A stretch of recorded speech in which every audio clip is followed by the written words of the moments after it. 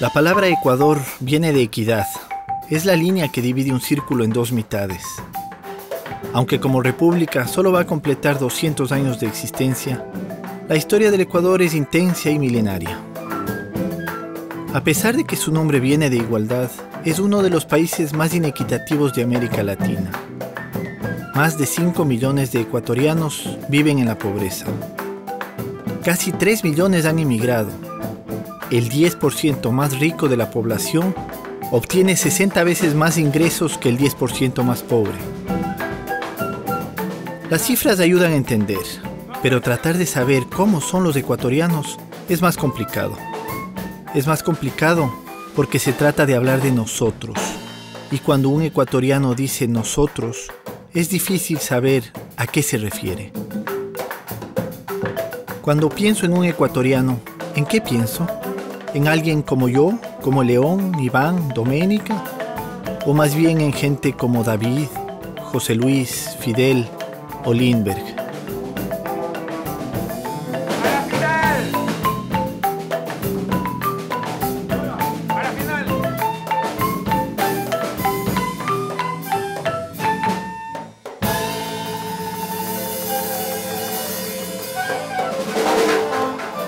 Soy Lindbergh Valencia. Mis orígenes son de Esmeralda. Nací de una familia que proviene del río Santiago, la zona norte de Esmeralda, Concepción, la parroquia más antigua de mi provincia. Y me siento orgullosamente parte de una familia de músicos. Mi abuelo era constructor de instrumentos y intérprete de marimba. ¿Quién soy yo? Soy Lourdes Tibán. Vengo de la provincia de Cotopaxi, pertenezco a la comunidad indígena Chirinche Bajo, y donde está en el mapa está en la parroquia de Mulalilla del cantón Salcedo. Soy parte de 8 hijos, 4 mujeres, 4 varones, mis padres viven aún, mis padres son analfabetos los dos, nosotros vivíamos de los chayis. El chayi implica recoger las sobras en las haciendas de los alrededores. Yo crecí en el chayi y yo aportaba a la casa, después de la escuela me iba a los chayis a juntar la sobra de la papa, la sobra de la cebada, por ahí en alguna hoja de maíz que daba un maicito pequeño, esos son los chayis. Yo me defino como un afrodescendiente, una persona que me identifico plenamente desde mi pensar, desde mi sentir, desde mis proyectos como un africano ecuatoriano. Siento que tengo raíces heredadas de un pueblo que fue coercitivamente trasladado, sometido por el poder de las armas y desangrado y pisoteado y devastada su cultura. Siendo un afrodescendiente, a partir de esa realidad cruel, lo que trato es de construir o reconstruir mi identidad amarrada o enlazada a ese cordón umbilical de una madre tierra, como la africana, pero ya con una identidad que tiene influencia de lo ecuatoriano.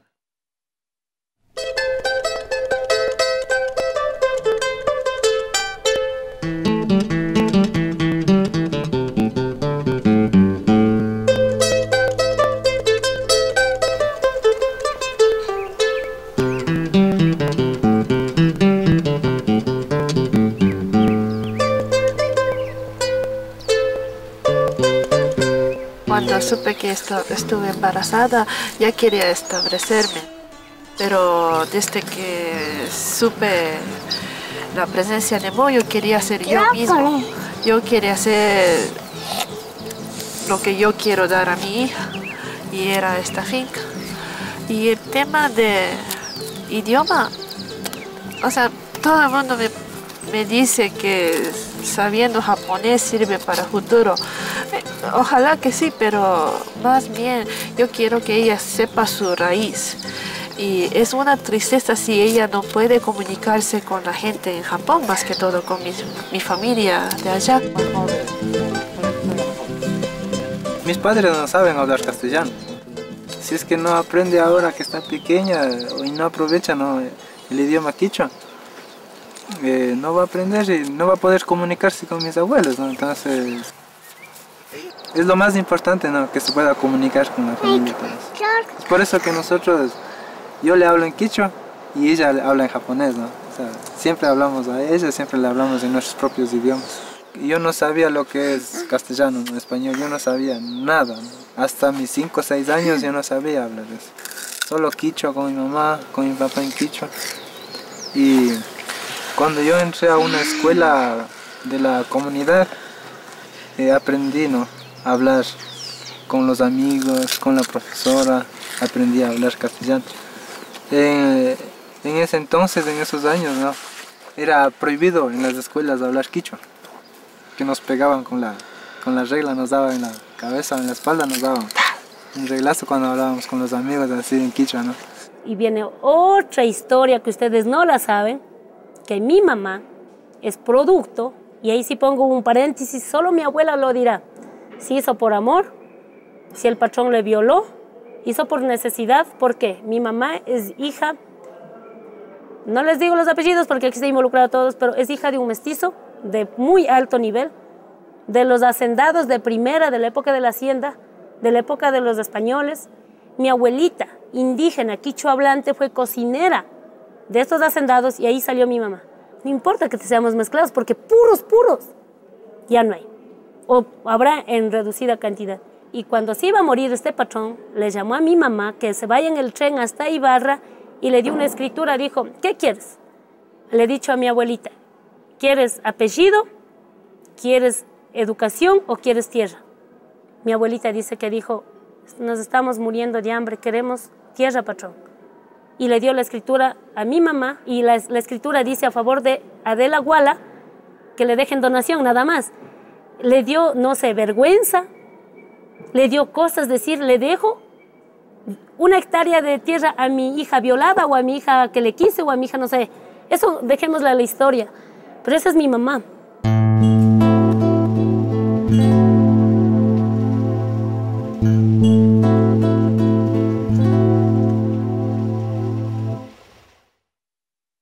A medida que el Ecuador se va creando, se va desarrollando, desarrolla también un ser, un sujeto, un actor típico ecuatoriano, ¿no?, que vendría a ser el mestizo, es de ascendencia indígena, porque el Ecuador, junto con Perú, Bolivia, México, Guatemala, son países en donde la población indígena fue mayoritaria hasta bien entrado el siglo XX.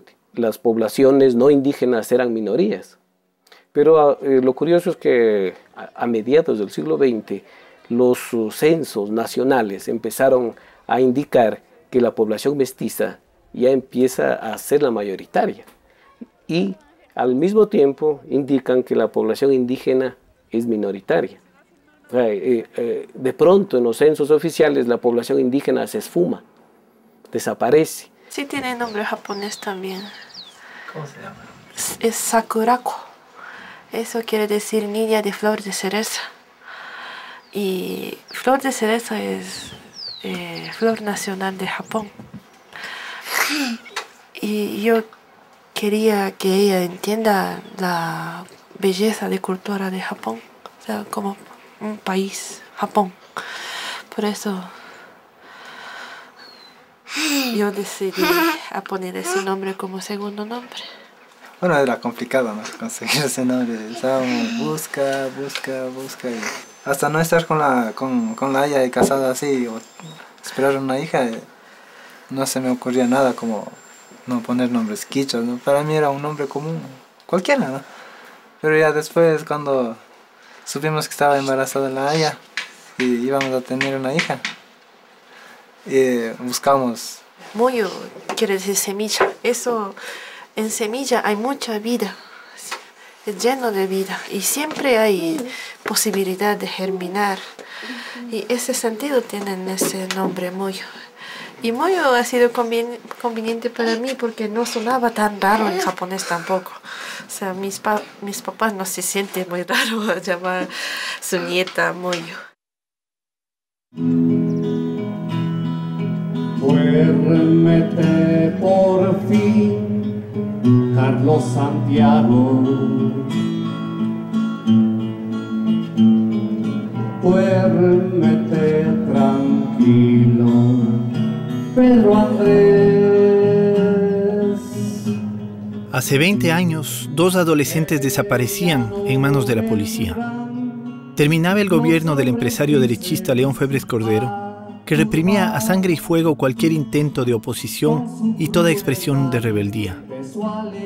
Los hermanos Andrés y Santiago Restrepo no tenían nada que ver con la política, pero en esos tiempos ser joven y tener acento colombiano era suficiente motivo para despertar todas las sospechas de policías y militares. Los hermanos Restrepo desaparecieron, como decenas de otras personas vinculadas a lo que el gobierno llamaba la subversión. La lucha de Pedro Restrepo y de su hija María Fernanda nos ha dicho mucho sobre cómo somos y cómo podemos ser los ecuatorianos. Y en el corazón del pueblo que... Con mi guitarra acompañé el surgimiento y la lucha por hacerse oír de la juventud insumisa que surgió desde los años 70 para acá.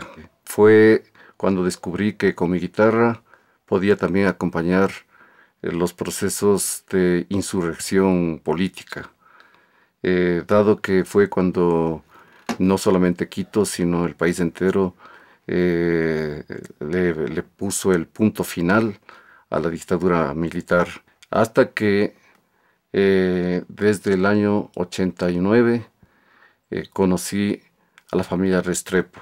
En ellos descubrí una lucha no de una semana, no de un mes, como había ocurrido en las luchas anteriores, sino una lucha que llevada y conducida únicamente por la ternura, por el amor filial, tuvo hálito para durar 20 años y más. La institución en sí, como registro civil, es bastante complicado porque no quiere aceptar un nombre quichua, ¿no?, que es propio de nosotros, sino que quieren poner cualquier nombre gringo de donde sea y mal escrito, sin ningún significado. Jonathan Mauricio Oña Chango Luisa. Yo me llamo Byron Damián Acosta Zambrano. En una organización de indígenas de aquí de Cotacachi nos tocó pedir un certificado diciendo que ese nombre sí es un nombre quichua y tiene un significado, ¿no? Yo me llamo Juan Diego Sangucho Tigmaza. Sean Ismael Vázquez Áñez. Claro que nos tocó el nombre de Sakurako, que es nombre japonés, también incluirle diciendo que era nombre quichua, ¿no?, para que nos deje inscribirle. El sexto grado yo fui abanderada de la escuela y la última palabra que recuerdo es que el profesor le dijo a mi mami: no le desaproveche a Lourdes, Lourdes es muy inteligente, mándele al colegio. Y mi mamá le dijo: bueno, lo que pasa es que no tenemos plata, somos tan pobres que a los varoncitos sí le vamos a poner en el colegio, porque a la final ellos han de aprovechar, pero una mujer tiene que prepararse para casar. Eso es lo que yo recuerdo de mamá a los 13 años de edad.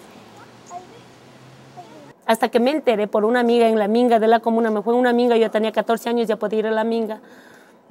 Me dijo: oye Lourdes, en la parroquia abrió un curso de corte y confección. Tendemos a veces a autocaricaturizarnos como los ecuatorianos somos tristes. Falso.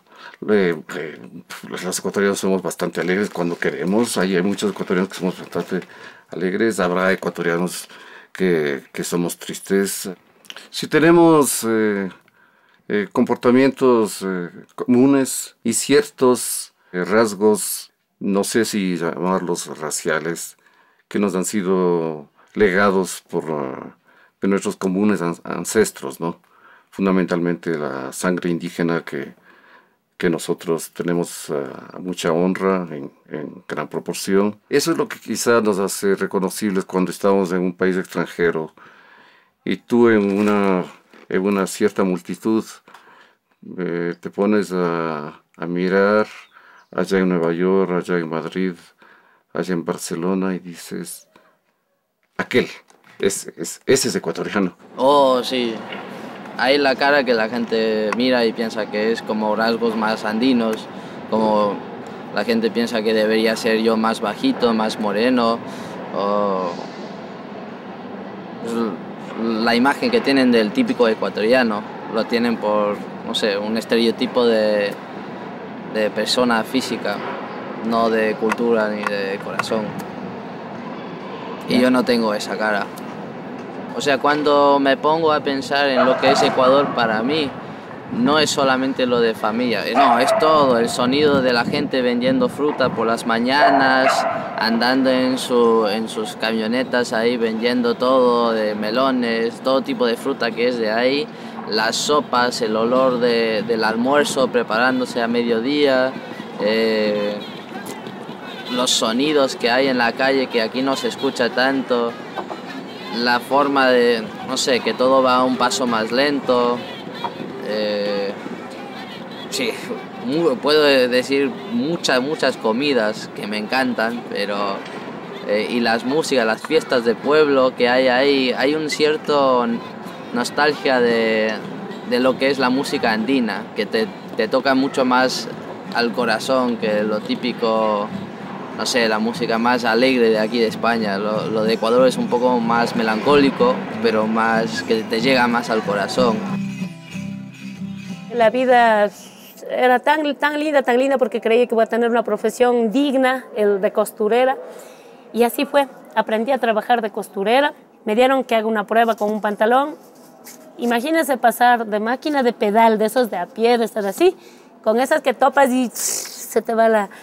Y como la overlock te ha sabido poner así. Cuando pongo así para pasar, si no los llevas recto, el overlock te corta por acá y le corté el pantalón en la mitad así. El pantalón se quedó sin una pierna. ¿Pero por qué no me dijiste? Tú dijiste que eras costurera. Dije, sí, pero en máquinas de a mano nomás, de esas antiguísimas. Y me quedó mirando y dijo, ¿sabes qué? No te vayas. ¿Quieres ser mi empleada doméstica? Tremendo cambio de costurera a empleada, como que bajaba el nivel. Digo, no hay problema. Por primera vez yo tenía que hacer arroz. En mi casa no comíamos arroz sino una vez al año y mamá lo hacía en leña. Aprendí a hacer sopa con carne, por ejemplo, la carne para nosotros cuando se moría una vaca en la comuna.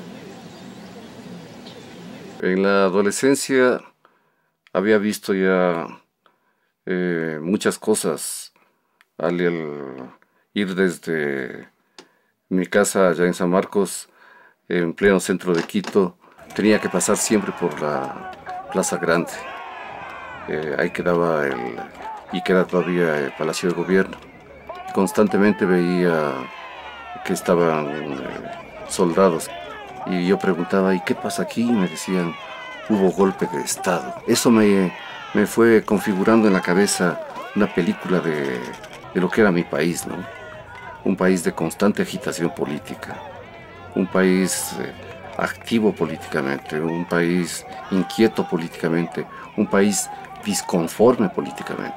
En el colegio recibí más bien constantes muestras de autoritarismo por parte del sistema educativo, ¿no? Aquello de, señores, aquí estoy yo, el maestro, y ustedes han venido acá para ser bien varoncitos, y cuidado el baboso que me levante a ver. A ver, Rodríguez, ven para acá, esos pelos que tienes son de mariconcito. Ese tipo de abusos me fue indignando.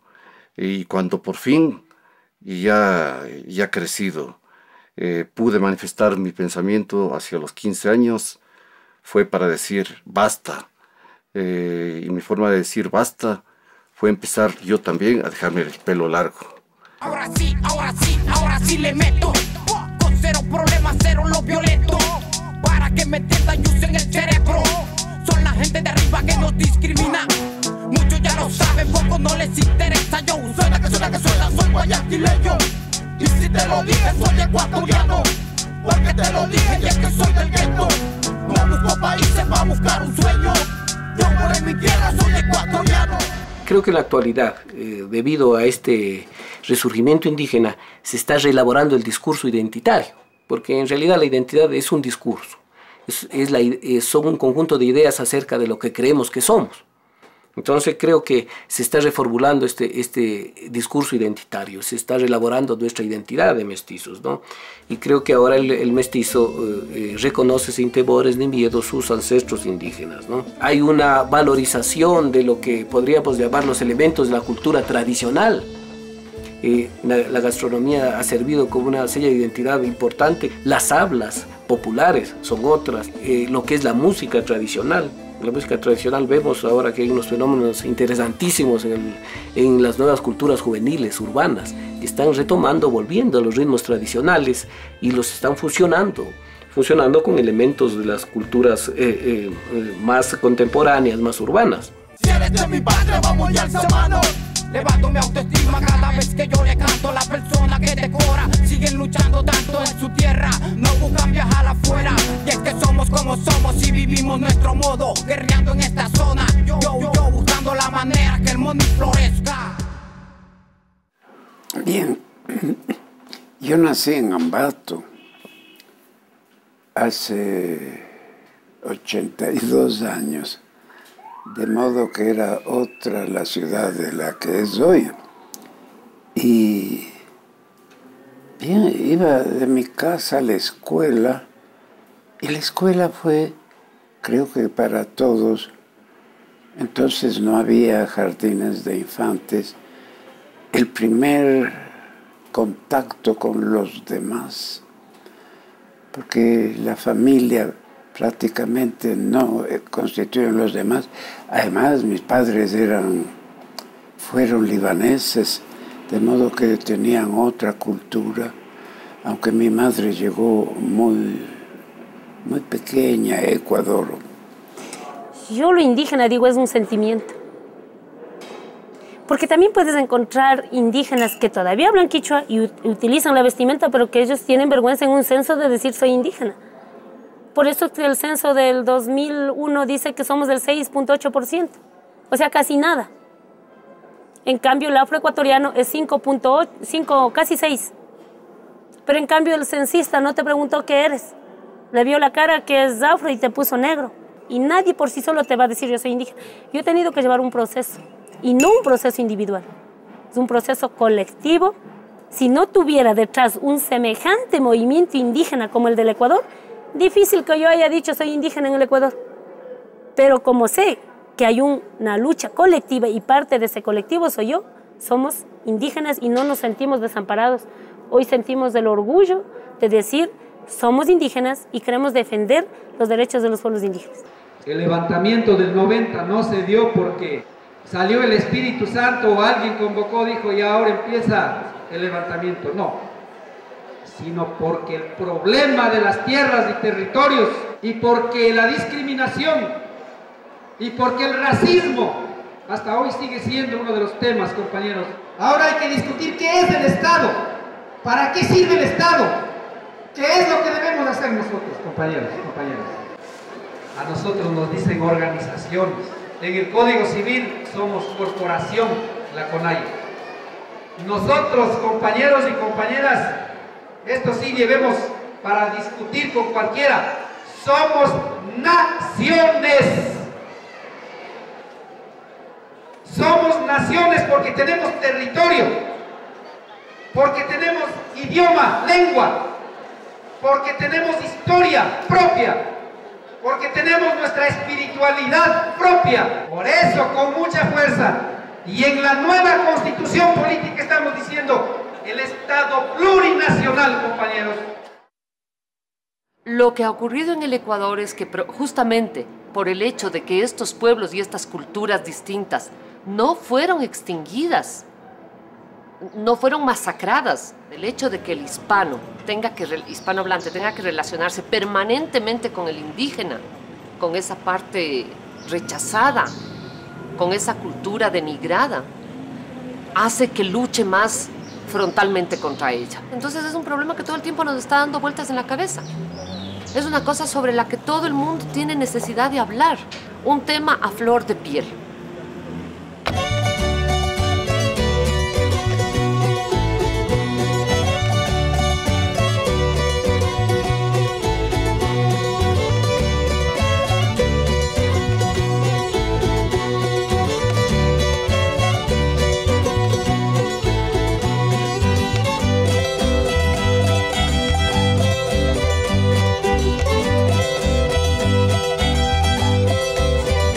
¡Vaya la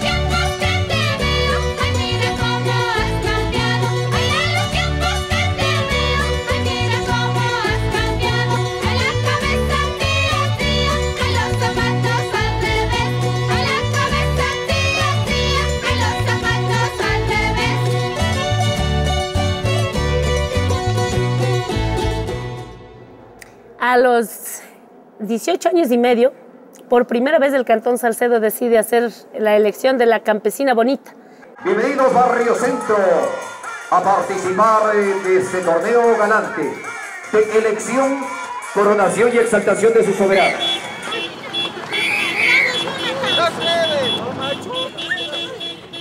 Yo me fui a una reunión comunal y dijo el presidente que ha llegado una carta del municipio y hay que buscar una chica que vaya a representar. Por ahí todo el mundo, la hija de don Segundo Tibán que vaya. Ella es medio chistosa, sí puede participar.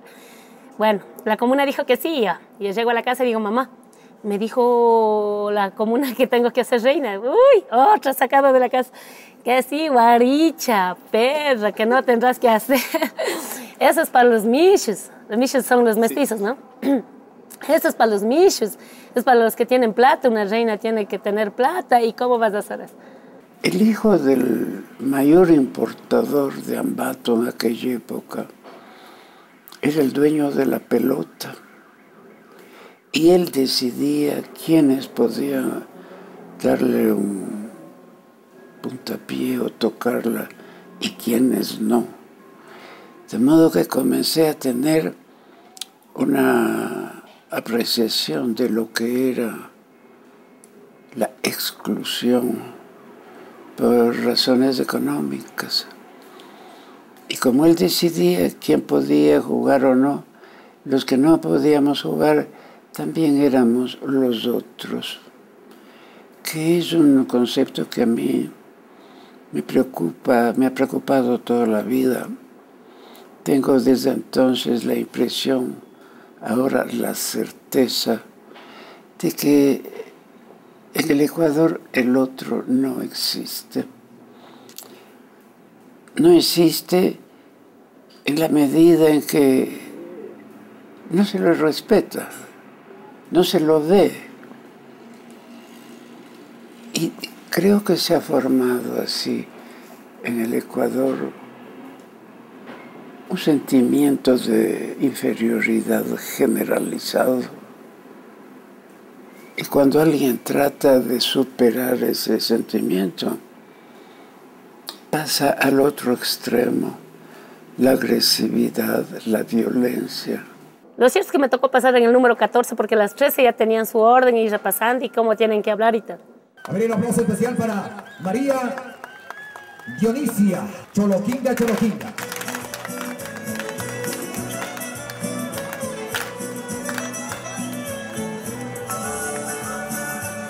Representa a la comuna Macagrande. Su varón lleva un sombrero blanco que representa la sabiduría y la humildad del hombre indígena.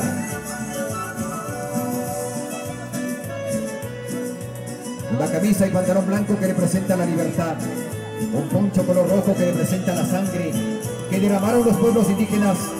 Y las franjas de color que representa la interculturalidad. Y recuerdo tan chévere que salió una nota que decía: si usted fuera electa reina de la parroquia de Mulalilla, ¿qué haría por la mujer indígena? Me acuerdo clarito. Para entonces yo ya sufrí 2 años en Ambato el racismo, la discriminación, la burla, el idioma y todo lo demás. Entonces yo despapallé ellas. Mientras las 13 no podían hablar, yo estaba tomando un trago y ya, faltó micrófono. Buenas noches, señores dirigentes de la parroquia La Victoria, señores autoridades invitados, señores de la mesa directiva. Mi nombre es María Dionisia Choloquinga. Tengo 18 años y represento a la comunidad Collantes Chucutistín. La señorita tal, 4º año Nacional Salcedo. Esas chicas bien bonitas, con ojos claros y todo. Y yo me vestí de indígena. El mejor anaco que yo puse esa vez fue, me fui y le dije, ¿quieren alquilarme la ropa? Muy bien, voy de indígena. Y verdaderamente gané la campesina bonita cantonal.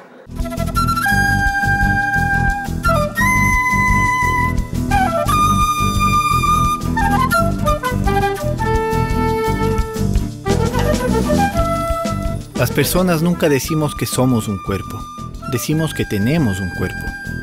Y este cuerpo, este rostro, no es el que quisiéramos tener. Los ecuatorianos no decimos que somos un país, sino que tenemos un país. ¿Pero qué país es este? ¿El de Miss Ecuador o el de Campesina Bonita? ¿El hermoso país de cutis perfecto y nariz respingada? ¿O el país profundo de costumbres, realidades y estéticas impuras? ¿Este maldito país en el que el otro no existe?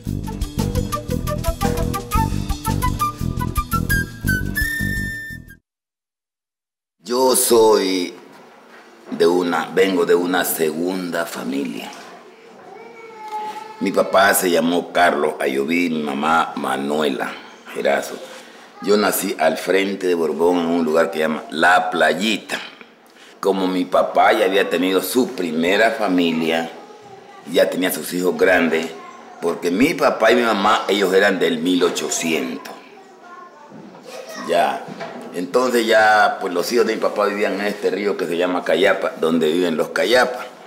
Y como venimos de una cuna bastante pobre, entonces mi papá dijo, mijo, voy a llevármelo para arriba, prender a su hermano para que vaya a ayudarle a trabajar, a sembrar la plátano, alguna. Bueno, papá, yo ya tenía unos 8, 10 años tenía más o menos, porque me acuerdo bien. En el caso este particular de la relación de nuestra identidad mestiza con estos componentes, sea indígena o sea afroecuatoriano, nos llevamos muy mal, porque tú has tenido un proceso de educación formal y no formal, en el que todo el tiempo te han estado diciendo que esa parte o que ese grupo es malo, es tonto, es sucio, es incivilizado, es feo, es...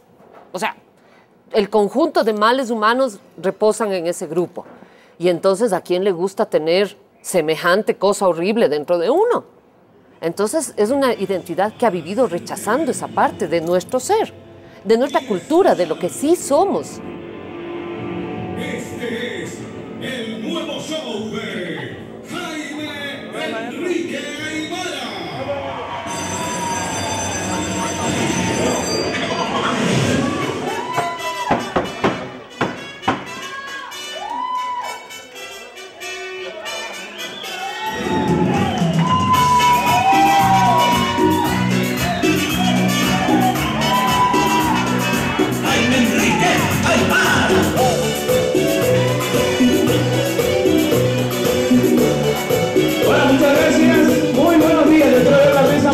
¿Dónde está? La mesa más deliciosa. Bueno, yo pienso que somos una familia común y corriente, ¿no? Normal entre todos.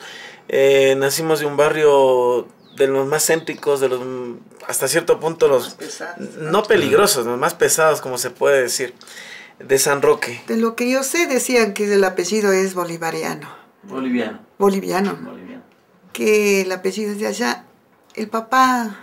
No sé cómo sería, él apareció aquí. Era Aymara, o sea, alma bendita mi suegro. Era Aymara, la mamá era... mi suegra era Jaramillo. Mi papá falleció hace unos 10 años. Lamentablemente nunca vivimos con él, ¿no? O sea, yo me separé de mi papá cuando tenía 4 años. Nunca vimos una imagen paterna hasta cierto punto. Yo me separé a los 28 años. Nos separamos todos porque mis hijos se fueron conmigo. Salieron adelante.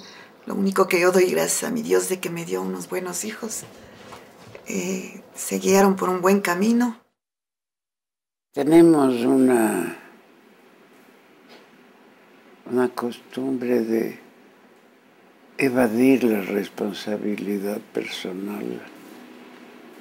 Tú no dices rompí el vaso porque parecería que lo hiciste intencionalmente. Entonces dice, se cayó, se rompió. Pero eso, además de ser un problema lingüístico, refleja también una actitud de no asumir la propia responsabilidad. La culpa siempre es de otro o de otros. Nadie dice yo, mi familia, mi grupo, mi clase social. Dice, el país es así. Este país que no vale, este país de un cuerno. Todo aquello contra lo cual tiene rabia, cólera, odio, es el país. Cuando yo fui empleada doméstica, yo quería dejar todo, o sea, nada que me huela a indio estaba bien. Mientras mejor me parezca un mestizo, estaba bien. Entonces, toda esa época yo ya puse brujín, yo tenía zapatos vaqueros y todo lo demás, blusas puperas, me corté el pelo, ya. La Lourdes en esa etapa cambió de peinados como, no sé, he hecho ondulados, he hecho churros, he hecho cripses, he hecho todo lo que la mujer quiere hacer. Y tienen que hacerlo porque si no, quedan con la inquietud de cómo será hacer samba, por ejemplo. ¿Cómo será ser rubia? ¿Cómo será? 50.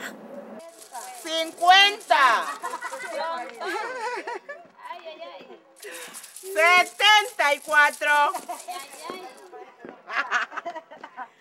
La Mercedes. 24. 70 ido a la cabeza. Y 2. 72. Ya bótelo. Ya. 26. 20 y la puya al lado. El negro no vino solo.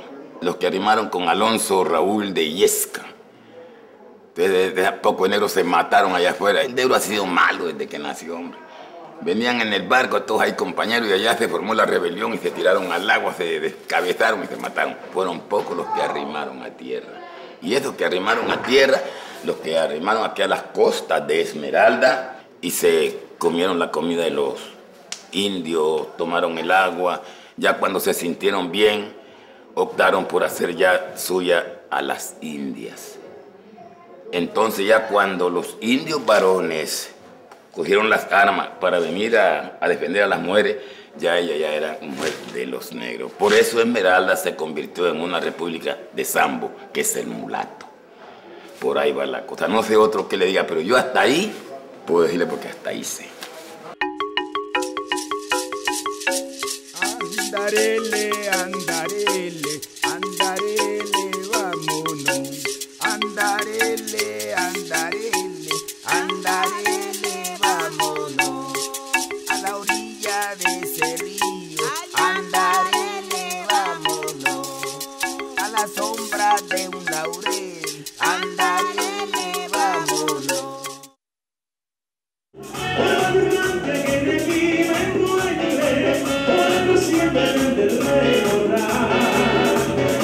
Algún día se acordarán de mí.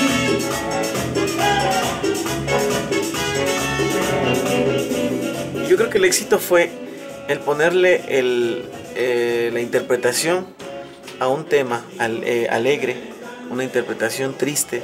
Mucha gente dice que le lloramos a las canciones y eso es lo que gusta, ¿sabes? Eso es lo que te llega al sentimiento, ese quejido es lo diferente.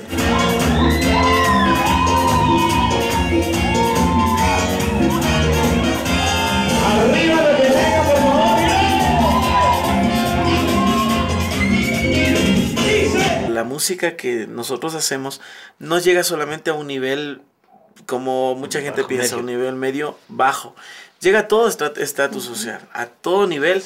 Lo que pasa es que de pronto la gente no quiere decir, en verdad, yo escucho esto. Si hoy día tú me dejas, estoy acostumbrado a tanta tristeza. Cuando yo empecé, la productora con la que empecé no quiso que me pusiera Aymara. Quiso que sea solamente Jaime Enrique o me buscara un nombre artístico, pero no Aymara. Pero yo le dije, no, o sea, mi nombre tiene que, o sea, mi apellido tiene que prevalecer. Para empezar, no es conocido, puede escucharse de la manera que se puede escuchar, pero tengo que ser Jaime Aymara. Primero era Jaime Aymara, luego alguien me presentó como Jaime Enrique Aymara y desde ahí quedó. Jaime Enrique Aymara. Soy Cosme, soy un indeciso por naturaleza, soy un errante por excelencia, buscador insaciable. Mi padre quiteño, mi madre riobambeña, tercero de 5 hermanos. Soy un gay bigénero, no me hago problema y muto de lo gay a lo trans y de lo trans a lo gay, lo cual me ha significado ser un ni de aquí ni de allá. Yo al menos he pensado que muchos de nosotros creemos que todo lo bueno no está aquí, está fuera de aquí. En tal virtud incorporamos a nuestro idioma palabras en inglés, longueamos al que podemos, hacemos una similitud del indio como el resentido, el rencoroso. Yo reconozco en mí al indio, a la puta, al vago, al drogadicto, al desquiciado, al inconforme, porque creo que cada uno son múltiples seres que viven en uno solo. Entonces yo veo así como el imaginario, ¿no? Muy como la negación de lo que nosotros somos. Vine a estudiar Derecho en la Universidad Central del Ecuador. Esa es otra historia. Lo más duro que yo pude pasar aquí es otro mundo. Comenzando como el segundo año, yo comencé a usar esto. O sea, tenía el pelo más largo y comencé como queriendo decir, vean, ¿qué diablo estoy haciendo? ¿No? Entonces usé esto. Y para entonces esto ya circulaba como bandera de la CONAIE. Y me decían, llegó la CONAIE. Y a mí me decían la CONAIE. Y un solo día, un lunes, tal como vine de la casa, me fui con un sombrero. No sé si vive mi profesor, Humberto de la Torre, me dijo, sácate el gorro. Y yo le dije que esto no era gorro, es un sombrero, es parte de la vestimenta. Sácate el gorro. Aquí no están en un corral de borregos, están estudiando y preparándose para ir a la civilización. Nunca más volví a usar el sombrero. Allá todos los negros convivían con los cayapa. Una casa era de cayapa, otra casa era de negro. Entonces yo me pasaba allá con los cayapas y comenzaba a tocar, a darle allá la marimba. Pero no sabía, entonces ellos comenzaron ya a enseñarme, pues. Ya de ahí, cuando yo no podía tocar bien, manejar bien los tacos, me daban la mano con el taco. Entonces yo botaba el taco y hacía así. Entonces dije yo, ¿por qué me da? Entonces decían ellos, eso es castigo a la mano para que toque rápido la marimba.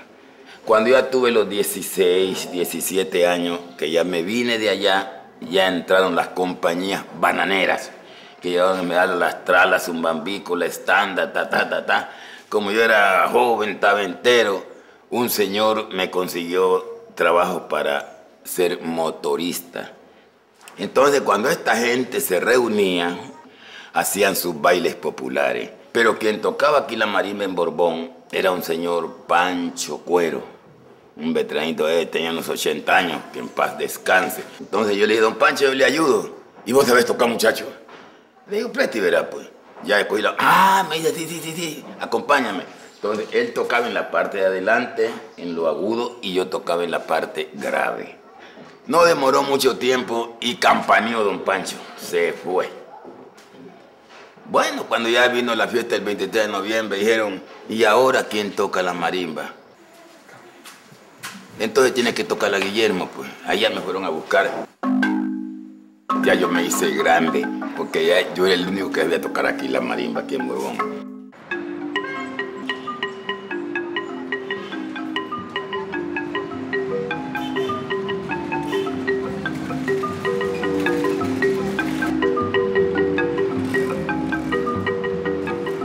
Indios, negros y blanco mestizos, eso nos han dicho que somos. Pero resulta que si a uno le define su pertenencia étnica, también le va construyendo una identidad la familia, la formación, la sensibilidad, lo que mira cuando sale a la ventana, lo que le gusta comer y de quién se enamora. No se puede definir cómo es un ecuatoriano, pero se puede acompañar a algunas personas que se miran en el pasado y en el presente, tratando de entender lo que son y lo que es este país.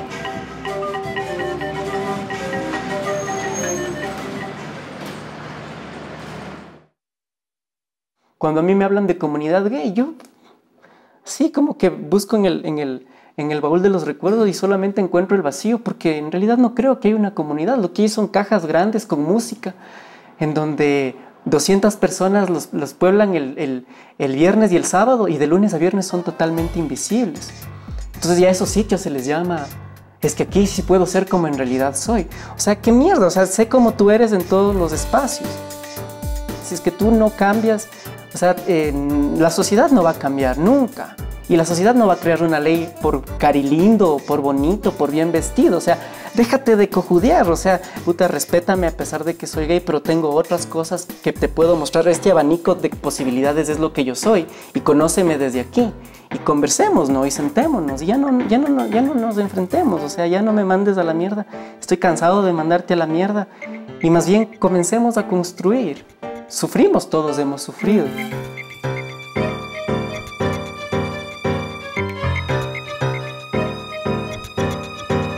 Pero ¿cómo devolvemos eso? Quejándonos, con más sufrimiento, diciendo, no, es que esta sociedad conmigo ha sido injusta. Cuando en realidad tuviste muchas posibilidades de jugar con la sociedad y de demostrarle lo que valía sin necesidad de llegar al enfrentamiento y al querer el reconocimiento per se.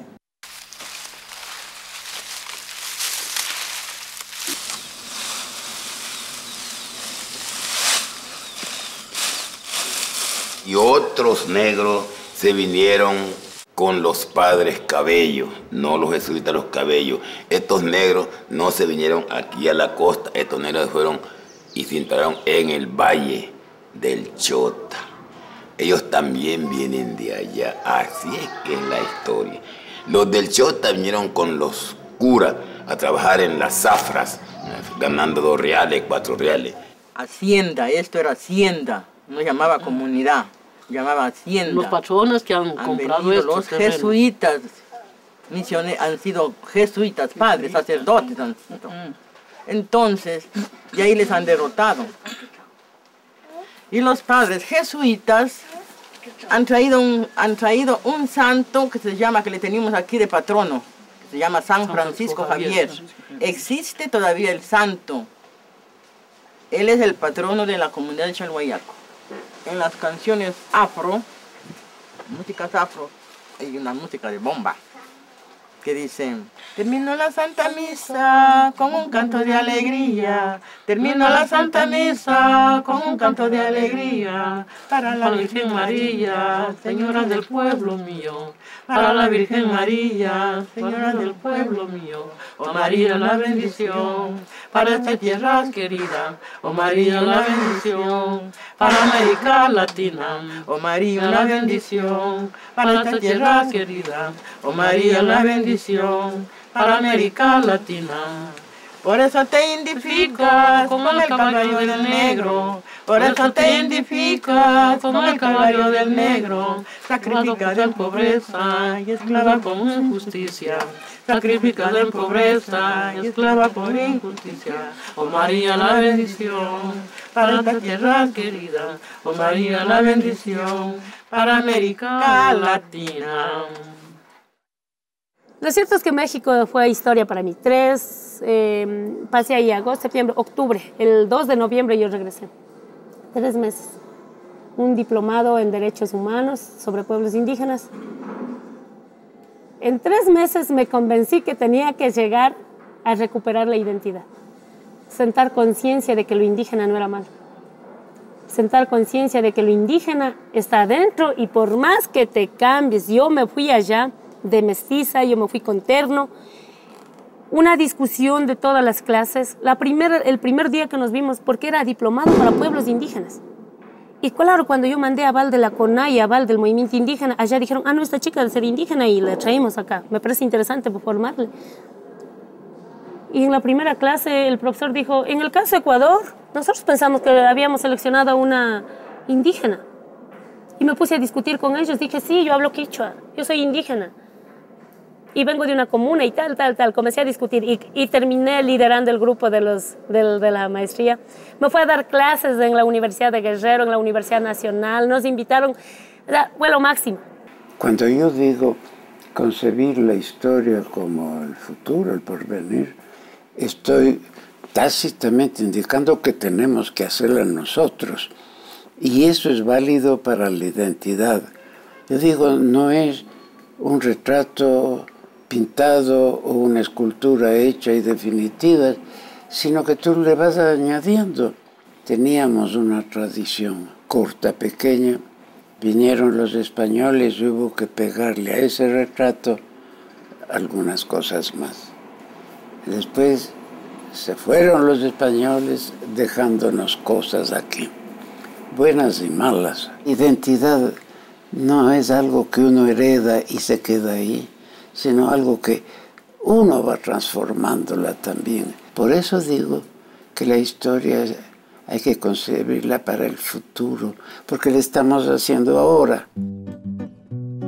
Antropólogas, agricultores, pescadores o bailarinas, todos han sentido alguna vez que su vida hubiese sido mejor si no fueran ecuatorianos. Como dice Adum, la culpa siempre es de otro, del vecino, del distinto o del país. No entiendo que uno puede estar orgulloso por haber nacido en un lugar, como si fuese un mérito. Pero uno sí puede soñar con un país diferente y reconocer a los que hacen algo para lograrlo.